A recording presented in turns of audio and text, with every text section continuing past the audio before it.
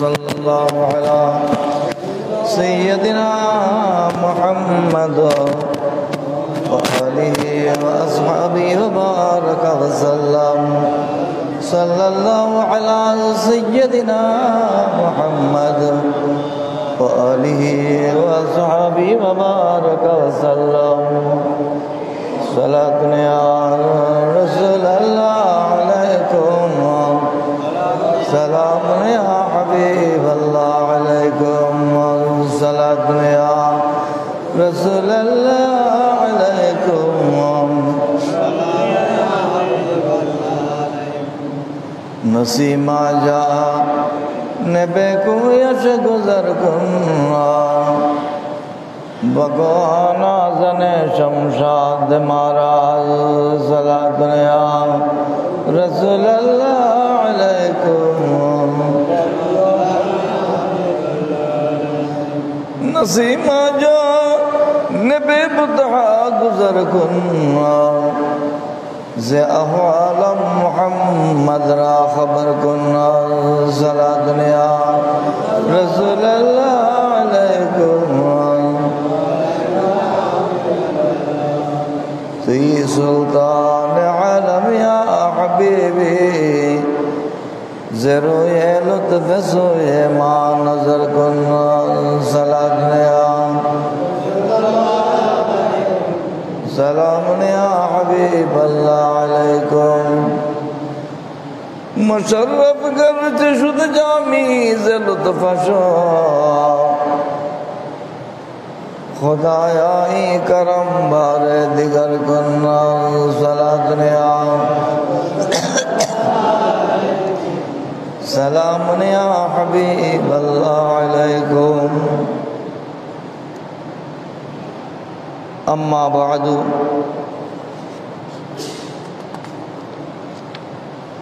सम्मानित मुसल्लियान कराम, बरादरान इस्लाम व आशिकान मुस्तफ़ा सल्लल्लाहु अलैहि वसल्लम रहमनी व रहमकुमुल्लाहु ताला। आज पवित्र जिलक़ाअदातुल हराम चाँदेर 29 तारीख এই চাঁদের শেষ খুতবা।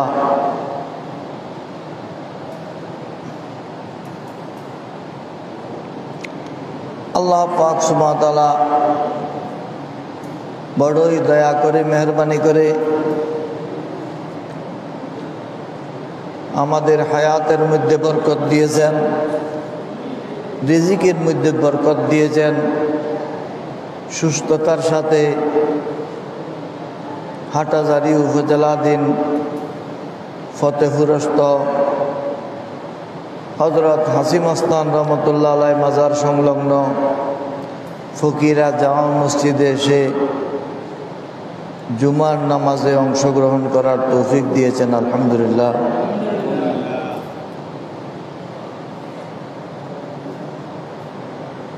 আল্লাহর কিছু ভাগ্যবান দিনদার বান্দারা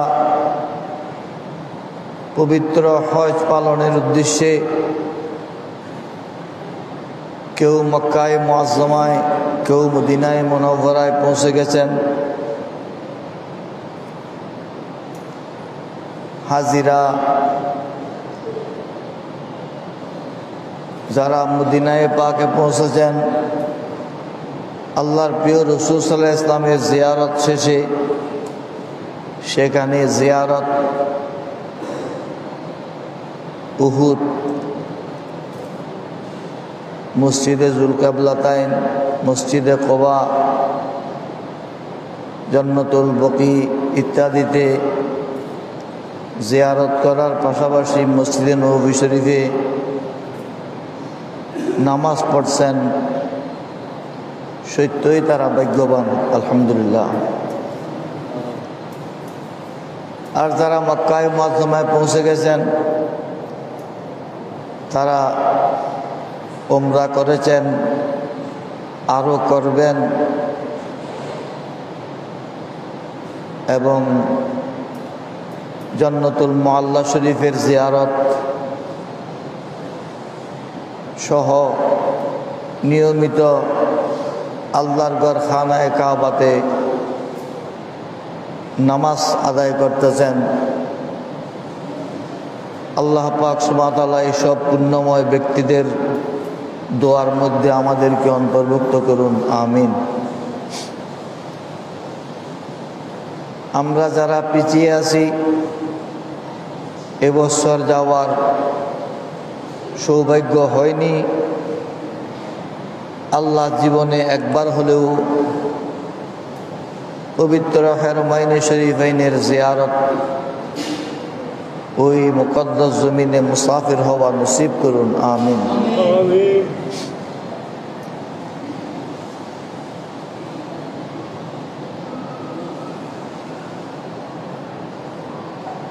আজ যদি চাঁদ দেখা যায়, কাল পহেলা জিলহজ,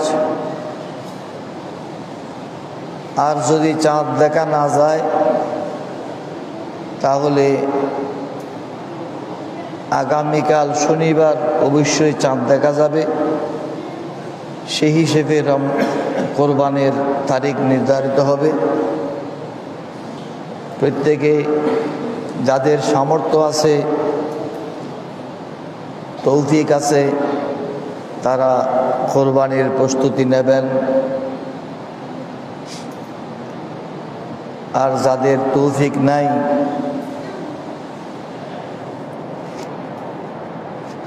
তারাও কোনো এই মাসের বরকত থেকে বঞ্চিত হবে না যদি সেই মতে আমল করে। আজকের খুতবার মধ্যে উল্লেখ করা হয়েছে জিলহজ চাঁদের প্রথম 10 রাতের কথা।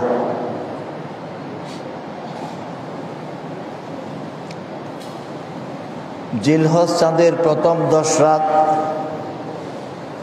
এগুলো শবে বরাত, শবে কদরের মতো গুরুত্বপূর্ণ রাত। আমরা যে বলি বছরে 5টি বড় রাত, সেটা এক হাদিসের মর্ম হিসেবে আল্লাহ পাক সুবহানাহু ওয়া তাআলা আমার রসুলের উম্মতদের হায়াতের সময় কম বিদায় হায়াতের বাজেট কম দিলেও সওয়াব বেশি পাবার সুব্যবস্থা রেখেছেন, আলহামদুলিল্লাহ। একজন লোক 1 মাস চাকরি করে 12,000, 15,000, 20,000, 30,000, 40,000, 50,000 বা ক্ষেত্র ভেদে আরো বেশি বা কম বেতন পায়।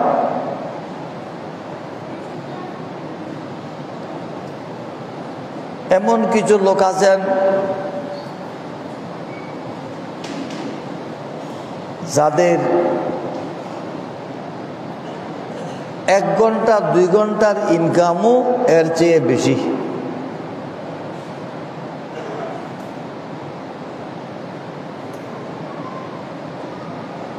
আয় রোজগার সবার সমান নয়, ব্যক্তি হিসেবে, যোগ্যতা হিসেবে, সময় হিসেবে বেশ কম হয়। একজনের 10 খানি জমি আছে, আরেকজনের 2 ঘন্টা জমি আছে। 10 খানি জমির ইনকাম যত, 2 ঘন্টা জমির ইনকাম তার চেয়ে বেশি। কিভাবে? 10 খানি জমি যদি গ্রামের জায়গা হয়, সেখানে ধান, ক্ষেত কৃষি, ফসল উৎপাদন হবে। 2 ঘন্টা জায়গা যদি শহরের জায়গা হয়, সেখানে ভাড়াঘর দিলে অনেক ইনকাম। বুঝাতে চাচ্ছি এই, আমার রসুলের উম্মতের হায়াতের সময়টুকু কম হলেও রহমতুল্লিল আলমিন সাল্লাল্লাহু আলাইহি ওয়াসাল্লামের উসিলায় আল্লাহ পাক সুবহানাহু ওয়া তাআলা এই উম্মতের জন্য এমন এমন সুযোগ দিয়েছেন যে তারা যেন অল্প আমল করে বেশি সওয়াব পায়। আলহামদুলিল্লাহ।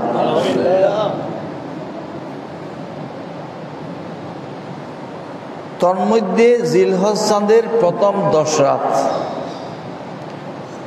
আজ যদি চাঁদ উদিত হয় এই সামনের রাত, এটা 10 রাতের এক রাত। অতএব চাঁদের খোঁজ রাখবেন, খবর নেবেন চাঁদ দেখা গিয়েছে কিনা। আর যদি আজ চাঁদ দেখা না যায়, আগামীকাল দেখা যাবে সেটা নিশ্চিত, যেহেতু আগামীকাল তখন হবে 30শে জিলকাদা। শবে বরাত, শবে কদরের মধ্যে কিছু নির্ধারিত নামাজ আছে, ইবাদত বন্দেগী আছে। এইসব রাতের মধ্যে, 10 রাতের মধ্যে নির্দিষ্ট কোনো ইবাদত নেই। আপনি আপনার মর্জি মোতাবেক, আপনি আপনার সুবিধা মোতাবেক কিছু নফল ইবাদত করবেন, কোরআন তেলাওয়াত করবেন, দুরূদ শরীফ পড়বেন, সদকা খয়রাত করবেন, আপনি আপনার সুযোগ মতে করতে পারবেন। যে যত পুঁজিটা ডালবেন তত বেশি লাভ আসবে। আপনার দোকানের পুঁজি হলো 20,000 টাকা, আপনি ডেলি 50,000 টাকা লাভ করার চিন্তা করলে তো হবে না। আপনার দোকানে যদি 50 লাখ টাকা পুঁজি থাকে, ক্যাপিটাল থাকে, তাহলে তো আপনি ডেলি 50,000 টাকা বিক্রি হোক সেটা চিন্তা করতে পারবেন, 1 লক্ষ টাকা বিক্রি হোক সেটা চিন্তা করতে পারবেন। যত বিক্রি বেশি হবে তখন তত লাভ বেশি হবে। আপনি যদি রাতের মধ্যে যত বেশি ইবাদত করতে চিন্তা করেন, আপনার ইবাদত অনুপাতে একত রাত বড়, অপরদিকে আপনার ইবাদত বেশি, তাহলে আপনার সওয়াবের একটা বিরাট পাহাড় হয়ে যাবে। আল্লাহ পাক প্রত্যেককে তৌফিক দান করুন, আমিন আমিন। এই কথাটি অন্যান্য মুসল্লিরা আসলে শেষের ভাগে আবারও বলবো। এটা প্রথমে আবার ভুলে যাই কিনা এই জন্য বলে দিলাম। এই 10 রাতের কসম করেছেন আল্লাহ পাক সুবহানাহু ওয়া তাআলা। আল্লাহ পাক সুবহানাহু ওয়া তাআলা এই 10 রাতের কসম করেছেন। অতএব এগুলো বড় গুরুত্বপূর্ণ রাত। প্রত্যেকে স্মরণ রাখবেন।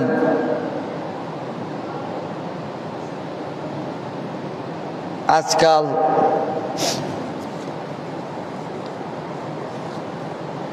একদিকে লেখাপড়ার মান নিম্ন পর্যায়ে, অপরদিকে মানুষের কুটবুদ্ধি, কুবুদ্ধি, খারাপ চিন্তা বেশি।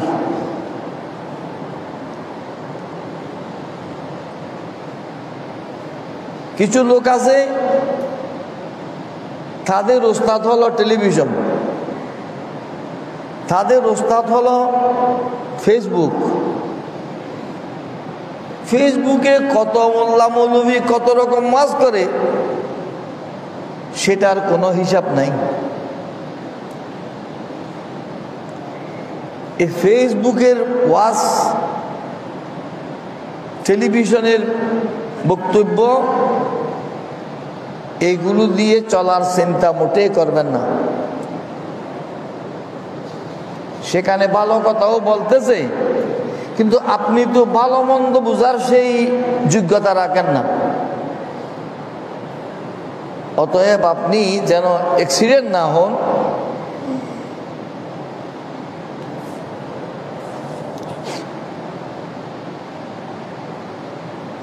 মক্কা শরীফে একটা তাইসির মসজিদ আছে।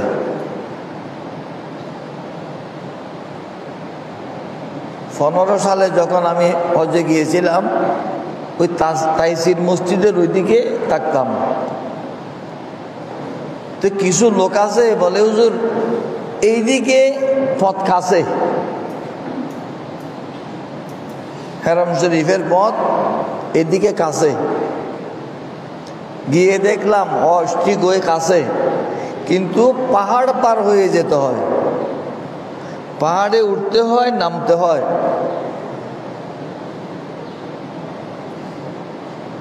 পাহাড়ে উঠতে নামতে একটু কষ্ট হলেও পথ কিন্তু খুব কাছাকাছি। 18 সালে 19 সালে যখন গেলাম, আমার আর সাহস হয় নাই যে ওই পথে যাব, যেহেতু সেটা পাহাড় পার হওয়া আমার জন্য কঠিন হয়ে গেছে। বয়সেরও চাপ আছে, শারীরিক অবস্থার বিষয় আছে। এ কথা এই জন্যই বলতেছি, যেই পথ আপনি চিনেন না, আপনার জন্য দুর্গম, আপনার জন্য কঠিন, সেই পথে আপনি পা দেবেন না, সেই পথে হাঁটার চিন্তা করবেন না।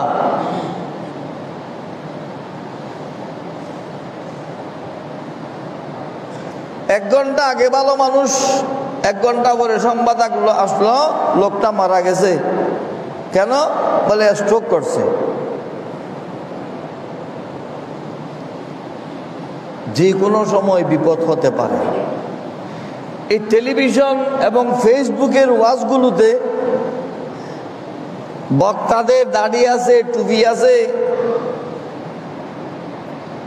লম্বা জুব্বা আছে, সামনে অনেক শ্রোতা আছে।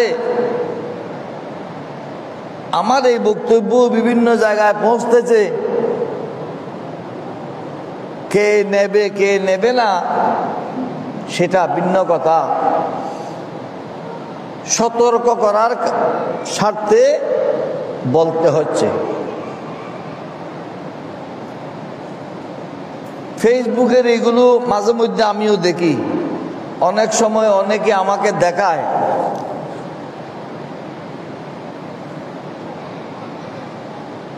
আমাদের জন্য সহজ পথ হলো যেটা স্বাভাবিকভাবে মানুষ চলাফেরা করে, যেদিকে রাস্তা সহজ সেই পথেই চলবেন, আপনি গন্তব্যে পৌঁছে যাবেন আলহামদুলিল্লাহ। নতুন পথে হাঁটতে গেলে আপনি বিপদগ্রস্ত হবার আশঙ্কা আছে।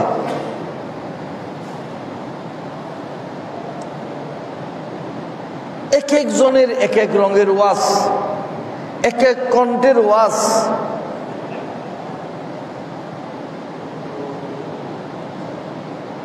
সময় খুবই কঠিন।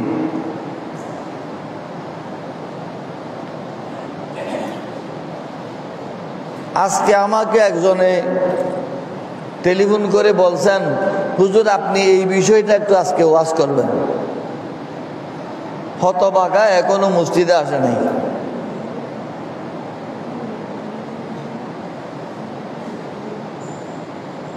যেই লোকটি আমাকে একটা বিষয় বলছে, এই মশলাটা বলবেন, ওই লোকটা তো মসজিদে ঠিক সময় আসা উচিত ছিল, ঠিক কিনা? এগুলোর কথা দিয়ে চলা ঠিক না।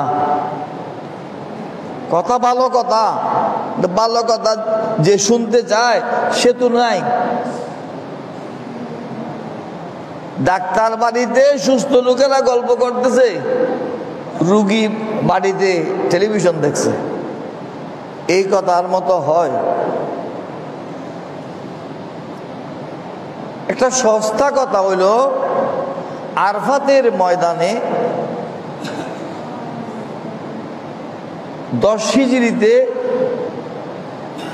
আল্লাহর প্রিয় রাসূল সাল্লাল্লাহু আলাইহি ওয়াসাল্লামের উপর পবিত্র কোরআনের আয়াত নাযিল হয়েছে, আল ইয়াউমা আকমালতু লাকুম দীনাকুম ওয়া আতমামতু আলাইকুম নি'মাতি ওয়া রাদিতু লাকুমুল ইসলাম দীনা ইলা আখিরিল আয়াত। আজকের দিনে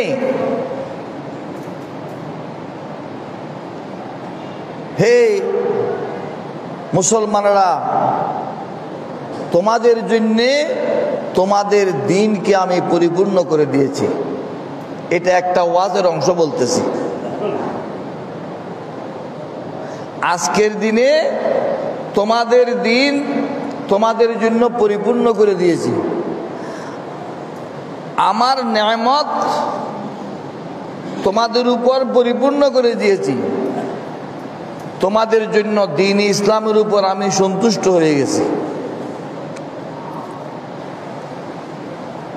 ওয়াজ করতেছে যেদিন এই আয়াত নাযিল হয়েছে, দিন পরিপূর্ণ হয়ে গেছে, এরপরে আর দিনের মধ্যে কিছু বাড়ানো সেটা বেদাত। আমাদের দেশে কিছু হুজুর আছে, ওরা বেদাতের বিরুদ্ধে সোচ্চার। বেদাতের অর্থ ওরা কাছাকাছিও পৌঁছা নাই।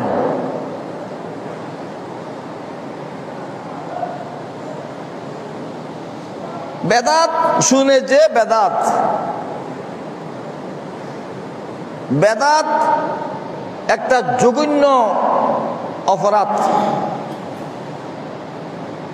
বেদাতের উপর আমল করা একটা জঘন্য পাপী। কিন্তু বেদাত কি? বেদাত যে বুঝে না সে বেদাতের ওয়াজ করে। দিন যখন পরিপূর্ণ হয়ে গেছে, তাহলে আর তো কিছু বাড়ানোর প্রয়োজন নাই। মসজিদের কাজ শেষ হয়ে গেছে, এটা সব সম্পূর্ণ হয়ে গেছে। এখন যদি মাঝখানে আমি একটা টাইলস বসাই, এটা জিনিসটা বিশ্রী হয়ে যাবে, অসুন্দর হয়ে যাবে, ঠিক কিনা? দিন যখন পরিপূর্ণ হয়ে গেছে, এখানে আবার কিছু বাড়তি কিছু করা, সেটা বেদাত। বেদাতের এই অর্থ মোটেই শুদ্ধ নয়। এইসব মূর্খরা জানে না এই আয়াতের পরে পবিত্র কোরআনে আর কোন আয়াত নাযিল হয়েছে কিনা।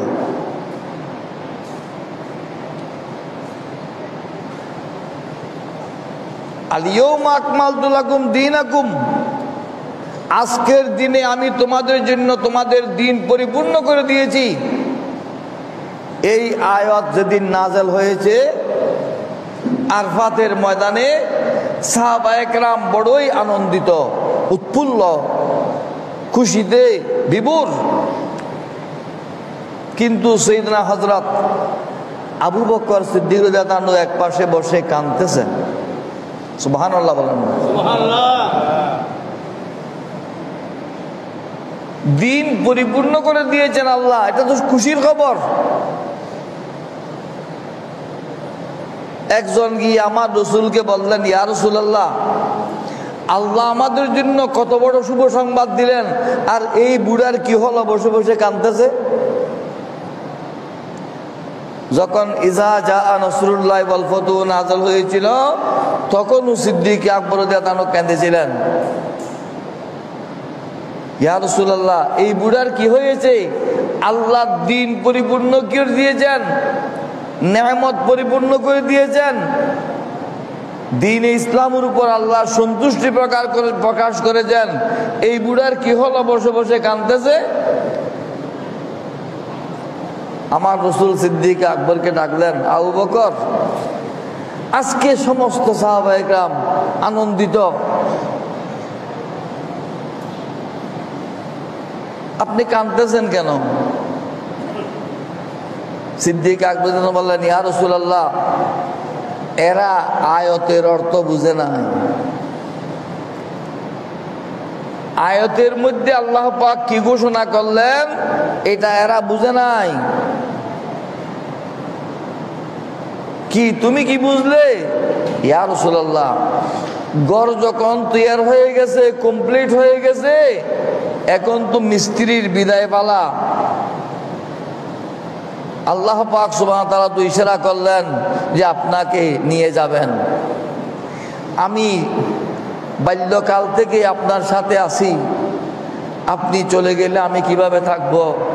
আপনার বিচ্ছেদের সেই জ্বালায় আমি কাঁদতেছি। সুবহানাল্লাহ। কত গভীরভাবে বুঝেছেন, কত সূক্ষ্ম কথা বুঝেছেন। এই টাইলস যিনি লাগাইছেন ওই মিস্ত্রি নাই, এই মসজিদের কাজ যিনি করেছেন মিস্ত্রি নাই, কাজ শেষ, মিস্ত্রি বিদায়। দিন যখন পরিপূর্ণ হয়ে গেছে রসুলের বিদায় পালা।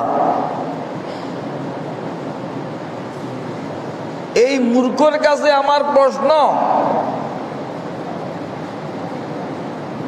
এটা একজন আহলে হাদিস, অখ্যাত লোকের নাম প্রচার করার প্রয়োজন নেই। এরা পুরো গ্রুপটাই সেভাবে বলে।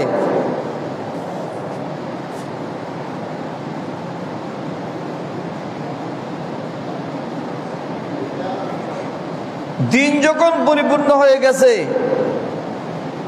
এরপরে আর কোনো আয়াত নাযিল হয়েছে কিনা? তুমি মূর্খ লোক, লম্বা কুর্তা পরেছ, লম্বা দাড়ি রেখেছ, টুপি পরেছ, না জানলে সেটা বলার প্রয়োজন কি? একটা ফরায়েজের গুরুত্বপূর্ণ মশলা আমি জিজ্ঞেস করি, নিঃসন্তানের সম্পদ কিভাবে বন্টন হবে সেই আয়াত কখন নাযিল হয়েছে এই মূর্খর জানা নাই। যার আওলাদ নাই, নিঃসন্তান, তার সম্পদ কিভাবে বন্টন হবে এই আয়াত তো আমার রাসূলের ওফাতের মাত্র কয়েকদিন পূর্বে নাযিল হয়েছে এবং এই আল-ইয়াওমা আকমালতু লাকুম আয়াতের অনেক পরে নাযিল হয়েছে। সেই বিধান কি অতিরিক্ত হয়েছে? পবিত্র কোরআন যেটা আমাদের সামনে আছে সেই পবিত্র কোরআন কি আমার রাসূলের সময় ছিল? বুখারী শরীফের হাদিস বলতে চান, আমার রাসূলের জামানায় কি বুখারী শরীফ ছিল?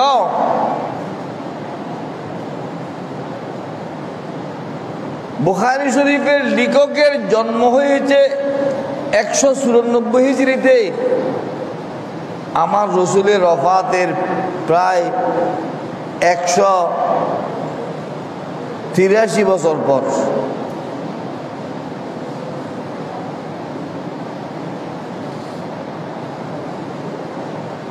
কি দিন বুঝলেন? এটা নাকি আহলে হাদিস। মাইজবান্ডারিরা উলঙ্গ থাকে, আট্রসির মুরিদারে না উলঙ্গ থাকে। এই গীবত করা কোন সহিহ হাদিসের মধ্যে আছে?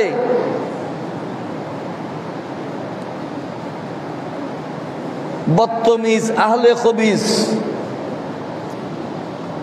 বদতমিজ আহলে খবিস, এই গীবত করার বৈধতা কোন সহিহ হাদিসের মধ্যে আছে?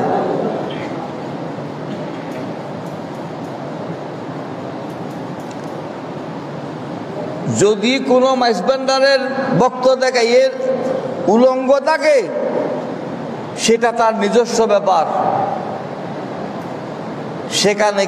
সেখানে যে তাহাজ্জুদ গুজার আছে সেটা আপনি দেখলেন না? আপনাদের মাদ্রাসার যে বদমাশি, অপকর্ম, যে দুষ্টামির কথা পেপার পত্রিকায় আসে, প্রতিনিয়ত হয়,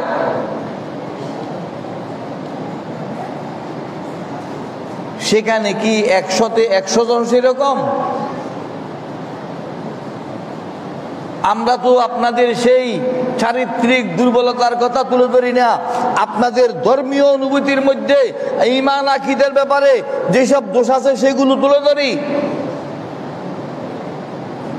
বদনসিব আহলে খবিস মাইজবান্ডারিরা কি সব ল্যান্ডা থাকে?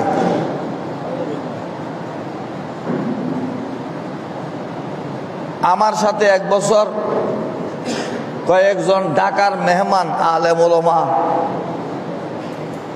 উরুসের সময় এক প্রয়োজনে মাইজবান্ডার গিয়েছে।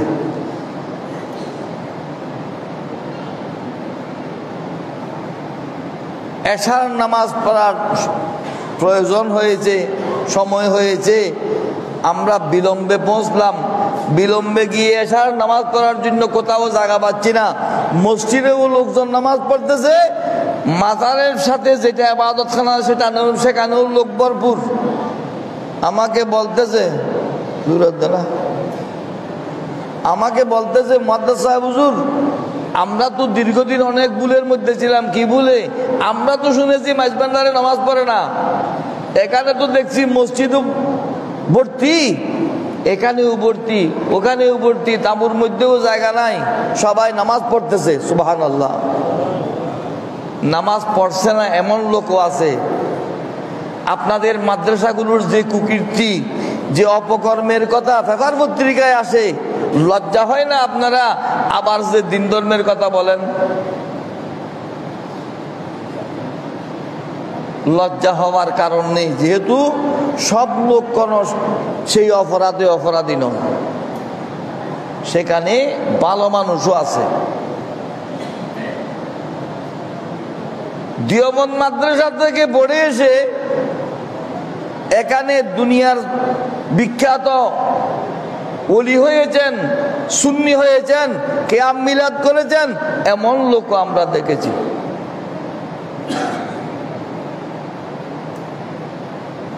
অতএব বেদাতের যে ব্যাখ্যা, এই আমাদের দেশের ওয়াহাবিরাও বুঝে নাই, আহলে হাদিসরাও বুঝে নাই।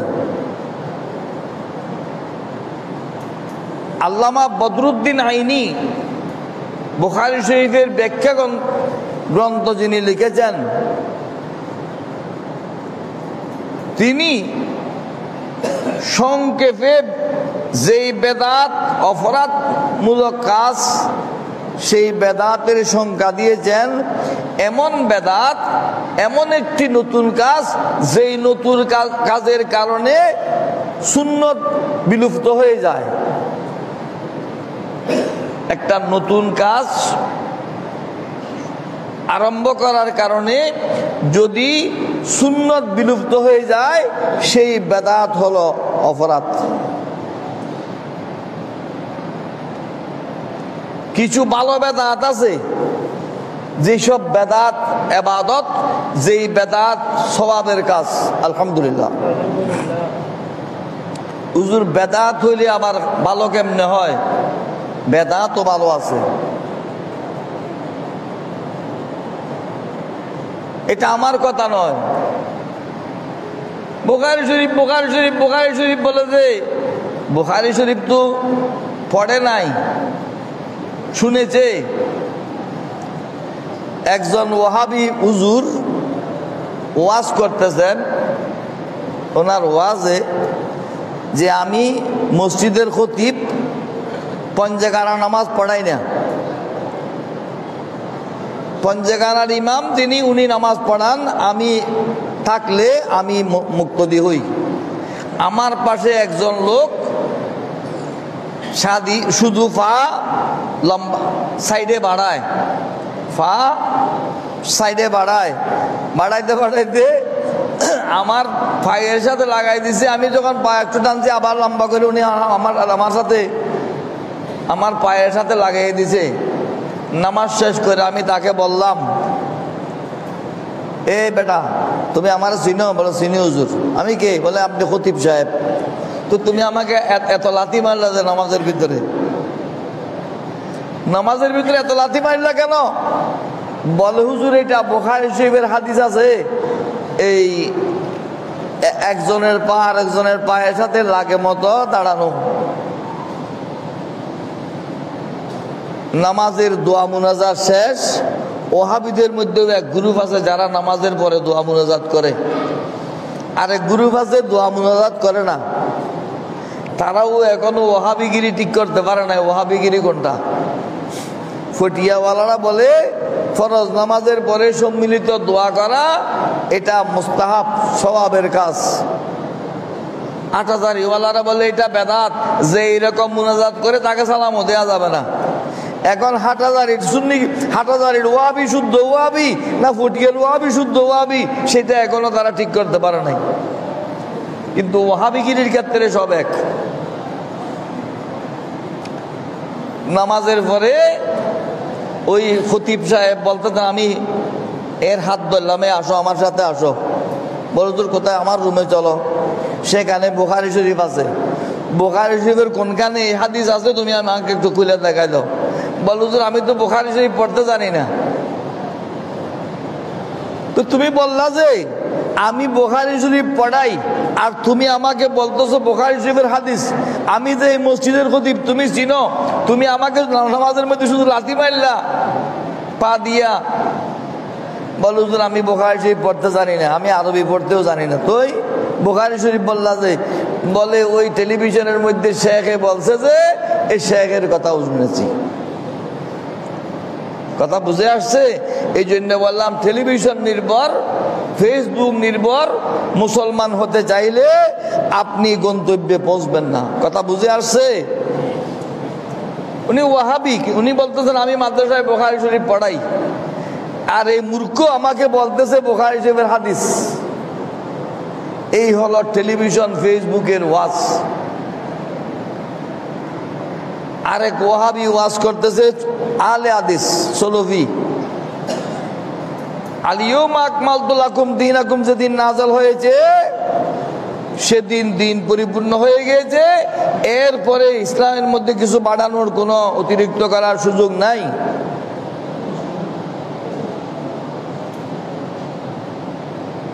অমুক হুজুরে বলেছে, অমুক পীরে বলেছে, অমুক বুজুর্গ বলেছে, এইসব কথা চলবে না। ওয়াজ করতেছে।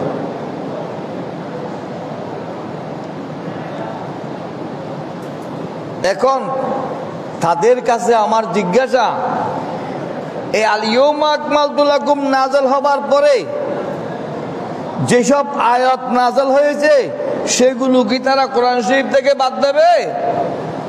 সেই বুদায়ন করে কি তারা বর্জন করবে?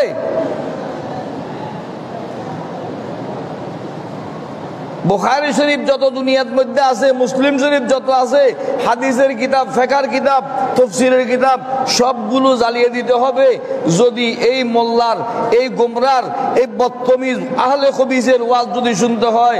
আল-ইয়াউমা আকমালতু লাকুমের দিনের মধ্যে তো দিন পরিপূর্ণ হয়ে গেছে, আবার বুখারী শরীফের প্রয়োজন কি? এই পবিত্র কোরআন লিখে লিখে মসজিদে রাখার প্রয়োজন কি? তখন তো এই কোরআন শরীফ সেভাবে লেখা ছিল না। বুখারী শরীফের মধ্যে বাবু জামিউল কোরআন, এই কোরআন শরীফ আমাদের কাছে কিভাবে আসলো সে বিষয়ে বর্ণনা এসেছে, ঐতিহাসিক তথ্য পেশ করা হয়েছে। আল্লাহর রাসূলের সময় এই কোরআন শরীফ এভাবে ছিল না। কিরকম ছিল? কেউ দুইটা আয়াত লিখে রেখেছে, কোনো একটা পাথরের মধ্যে লিখে রেখেছে, কোনো একটা কাগজের মধ্যে লিখে রেখেছে, কোনো একটা ফাতার মধ্যে, গাছের ফাতার মধ্যে লিখে রেখেছে। বিক্ষিপ্তভাবে যার যেটা সম্ভব সেইভাবে পবিত্র কোরআনের আয়াতগুলো সংরক্ষিত রাখা হয়েছে। আর সাহাবায়ে কেরাম যে যেটা সম্ভব সেটা মুখস্থ করে রেখেছে। আমাদের দেশে হাফেজে কোরআন আছে না, ওরা কোরআন শরীফ মুখস্থ রেখেছে না, সাহাবায়ে কেরাম যার যেটা সম্ভব সেটা মুখস্থ করে রেখেছে। পুরো কোরআন শরীফ সূরা ফাতিহা থেকে ওয়ান্নাসের সিন পর্যন্ত কারো কাছে মুখস্থ ছিল না।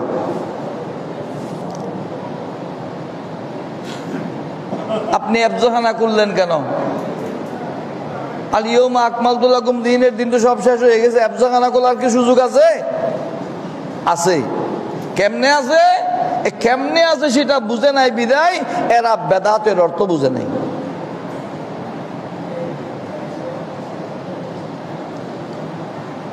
ইয়ামামার যুদ্ধ হলো, মুসাইলামাতুল কাজ্জাবের সাথে হযরতে সিদ্দিক আকবর রাদিয়াল্লাহু আনহু যুদ্ধ ঘোষণা করলেন। মিথ্যুক নবী নজর থেকে আমার রাসূল বলেছেন দুইটি শয়তানের শিং বের হবে, একটা হলো মুসাইলামাতুল কাজ্জাব, আর একজন মুহাম্মদ ইবনে আব্দুল ওয়াহাব নজদি, যার নামে ওয়াহাবি। এই শয়তানের শিং যেখান থেকে বের হয়েছে সেখানে একজন লোক মুসাইলামাতুল কাজ্জাব নবী দাবি করেছিলেন। উনি বলছিলেন আমি নবী, আমি রসুল। নাউজুবিল্লাহ বলেন না। আমার রসুলের পর কোন নবী আসা সম্ভব বলে বিশ্বাস করলেও কাফের হয়ে যাবে। সিদ্দিক আকবর তার সাথে যুদ্ধ ঘোষণা করলেন। সেই যুদ্ধের মধ্যে অনেক হাফেজে কোরআন শহীদ হয়ে গেছেন। যাদের কাছে বেশা বেশি কোরআন শরীফ মুখস্থ ছিল, অনেক হাফেজে কোরআন ওই যুদ্ধের মধ্যে শহীদ হয়ে গেছে। যুদ্ধের পর হযরত ওমর রাদিয়াল্লাহু আনহু হযরত আবু বকর সিদ্দিক রাদিয়াল্লাহু আনহুর সাথে বসলে বললেন, ইয়া খলিফাতুর রাসূল, হে খলিফাতুর রাসূল, আমি একটা জিনিস চিন্তা করেছি, আপনি একটু ভেবে দেখুন। কি? যেভাবে হাফেজে কোরআন শহীদ হয়ে যাচ্ছে, এভাবে যদি হাফেজগণ শহীদ হয়ে যায়, পরবর্তী উম্মতরা তো আর কোরআন শরীফ পাবে না। তাহলে কি করতে হবে? আমি মনে করছি, হযরত ওমর রাদিয়াল্লাহু আনহু বলতেন, আমি মনে করছি যার কাছে যেগুলো যেখানে যেভাবে আছে সব কান থেকে সংগ্রহ করে পবিত্র কোরআনের আয়াতগুলো এক জায়গায় একত্রিত করা প্রয়োজন। সুবহানাল্লাহ। সিদ্দিক আকবর শিহরি উঠলেন, অবুক কি বললেন ওমর? আল্লাহ রসুল যে কাজ করেননি সে কাজ আমি করব? সিদ্দিক আকবর রাদিয়াল্লাহু আনহুকে হযরত ওমর রাদিয়াল্লাহু আনহু বারবার বুঝালেন, ইয়া খলিফাতুর রাসূল, আপনি চিন্তা করুন, ভেবে দেখুন, বুঝার চেষ্টা করুন। পরবর্তী উম্মতদের কাছে যদি পবিত্র কোরআন পৌঁছাতে হয়, তাহলে পবিত্র কোরআন এক জায়গায় লেখা ছাড়া কোনো বিকল্প নাই। বারবার বুঝানোর পর দুজন একমত হলেন। আলহামদুলিল্লাহ। সিদ্দিক আকবর বুঝে আসলো যে হ্যাঁ, এটা দরকারি কথা, এটা করা উচিত। এখন দুজনে মিলে চিন্তা করলেন, করবে কে এই কাজ? করবে কে? মসজিদ তো করব, মসজিদের কাজ করবে কে? সভাপতি সাহেব কি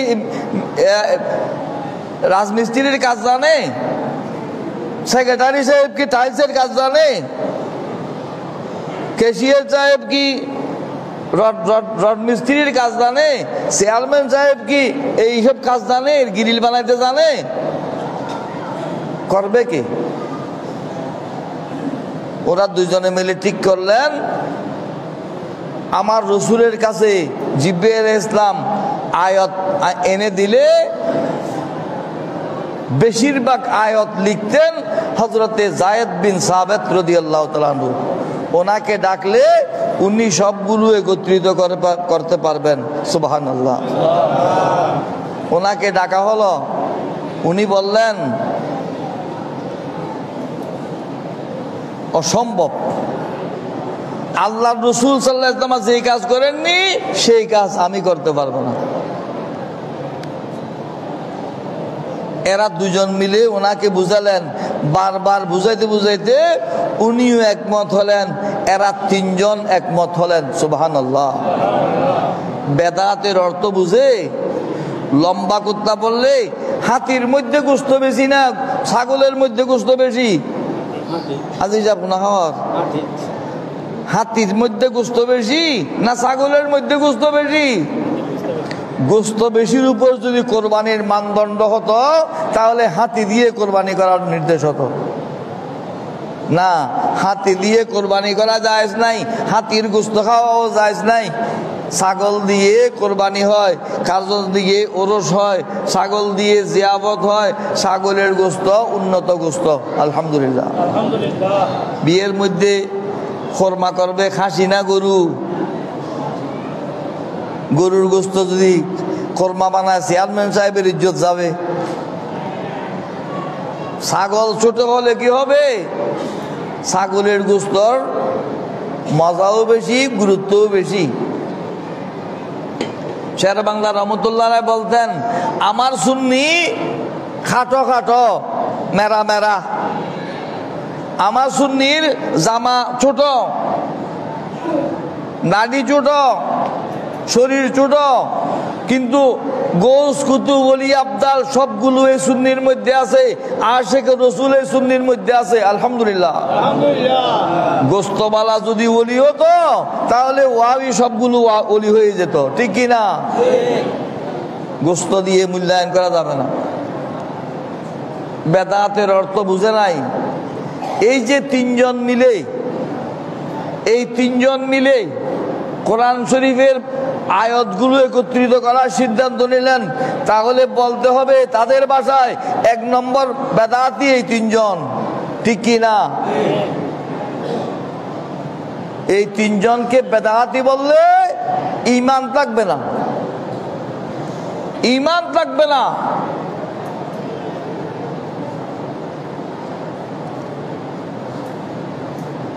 এই তিনজনে মিলে পরামর্শ করে এই কোরআন শরীফ একত্রিত করলেন।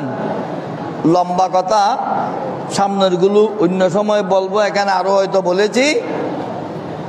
এই যে কোরআন শরীফের আয়াতগুলো আমাদের জন্য একত্রিত করে দিলেন, আমরা যে কোরআন শরীফ পেলাম,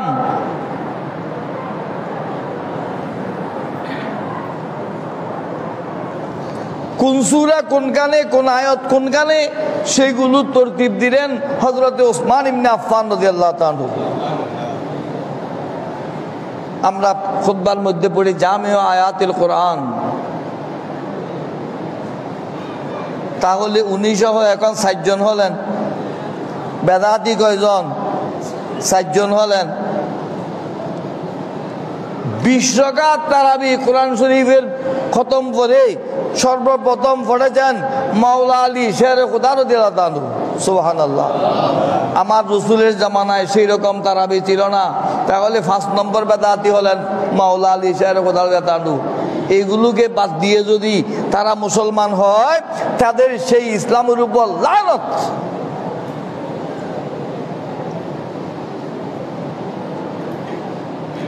বেদাতের অর্থ বুঝে নাই। আর বুঝবে কখন? তাদের মুরব্বীরা চলে গেছে, তারা বুঝে নাই এখন, আর বুঝার তো সময় নাই। সারা বছর মুরগি ডিম দেয় নাই, বুড়া কালে আপনি আশা করতেছেন মুরগি বাচ্চা দেবে।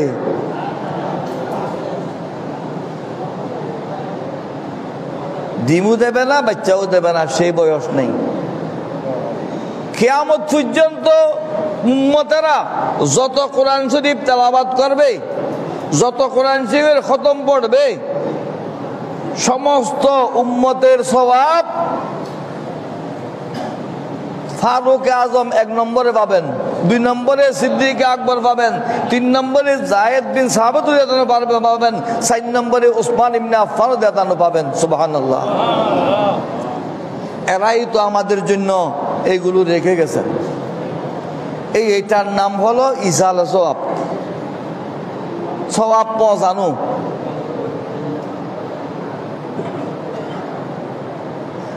মুসলমানের আকীদা হতে হবে সওয়াবুল আহইয়ায়ে তানফাউলিল আমওয়াত।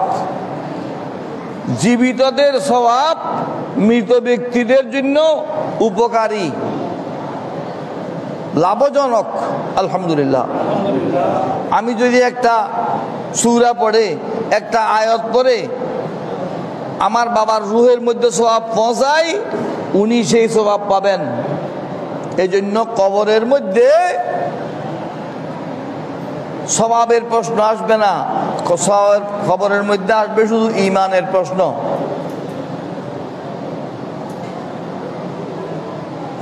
মান রব্বুকা, তোমার রবকে, তুমি কাকে আল্লাহ মানতে? তোমার দিন কি? ওমা দিনুকা। তারপরে অমান নবীকা, তোমার নবীকে। তিনটা গেল। 4 নম্বরে প্রশ্ন হবে পরীক্ষার মধ্যে যারা বিজ্ঞানের ছাত্র তাদের একটা লিখিত পরীক্ষা আছে আর একটা প্র্যাকটিক্যাল পরীক্ষা আছে। ল্যাবরেটরি নিয়ে তাদের প্র্যাকটিক্যাল শেখানো হয়।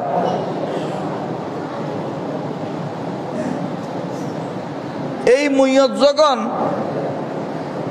আমার রব আল্লাহ, আমার দিন ইসলাম, আমার নবী মুহাম্মদ সাল্লাল্লাহু আলাইহি ওয়াসাল্লাম এই তিনটা প্রশ্ন শুদ্ধভাবে উত্তর দিলেন, তখন তার প্র্যাকটিক্যাল নেওয়া হবে। আমা কুনতা তাকুলু ফি হাযার রাজুল আল্লাযী বুইসা ফীকুম, এই লোকটাকে, এই তোমার সামনে উপস্থিত করা হয়েছে, এই লোকটাকে অর্থাৎ আমার রাসূলকে সামনে এনে দেখানো হবে। সুবহানাল্লাহ। এইসব ওয়াহাবিরা বলে থাকে রাসূল মদিনার কবরের মধ্যে আছে, আর কোথাও যাওয়ার সুযোগ নাই। এই বেআক্কেল হুজুরেরা জানে না যে বুখারী শরীফের হাদিসের মধ্যে আছে ইন্নাকুম সাতুফতানুনা ফিয়া, এই আমার ইমানদার মুমিনগণ সাহাবায়ে কেরাম, তোমরা আমার ব্যাপারে কঠিন পরীক্ষার সম্মুখীন হবে, যে তোমাদেরকে প্রশ্ন করা হবে আমা কুনতা তাকুলু ফি হাযার রাজুল আল্লাযী বুইসা ফীকুম, এই ব্যক্তি সম্পর্কে তোমরা দুনিয়াতে কি বলতে, তোমার কি আকীদা ছিল, কি আকীদা ছিল তোমার। রাসূলকে আপনি সামনাসামনি দেখবেন, প্র্যাকটিক্যাল নেওয়া হবে। কোন শায়ের বলতেছেন डराता क्यों तुम मुझको आए वाइज़ अज़ाबे कब्र से वाइज़, डराते हो तुम मुझको क्यों अज़ाबे कब्र से वाइज़, वहाँ सरकार आएंगे खता जाने। सुबहानाल्लाह। কবরে তো আমার রাসূল আসবেন, যদি ঈমানদার হয় উত্তর দেবে হাযা নবিয়ুনা ওয়া রাসূলুনা মুহাম্মাদুর রাসূলুল্লাহ সাল্লাল্লাহু আলাইহি ওয়াসাল্লাম আমানতু বিনবুওয়াতিহি ওয়াত্তাবাতু শরীয়তাহু। উনি আমাদের নবী, আমাদের রাসূল মুহাম্মদ সাল্লাল্লাহু আলাইহি ওয়াসাল্লাম, আমি তার শরীয়ত মেনে চলেছি। এই উত্তর দিলে তারপর আপনার পরীক্ষার মধ্যে ফাঁস। সুবহানাল্লাহ। জান্নাতের দিকে আপনার জন্য একটা জানালা খুলে দেওয়া হবে, জান্নাতের বাতাস আপনি কবরে পেতে থাকবেন। আপনার কবর বিশাল প্রশস্ত হয়ে যাবে, এক চোখের পথ হয়ে যাবে। সুবহানাল্লাহ। প্রত্যেকের কবরে রাসূল আসবেন, আর ওরা বলে রাসূল মদিনার কবরে আছে, কোথাও যাবার সুযোগ নাই। নাউজুবিল্লাহ।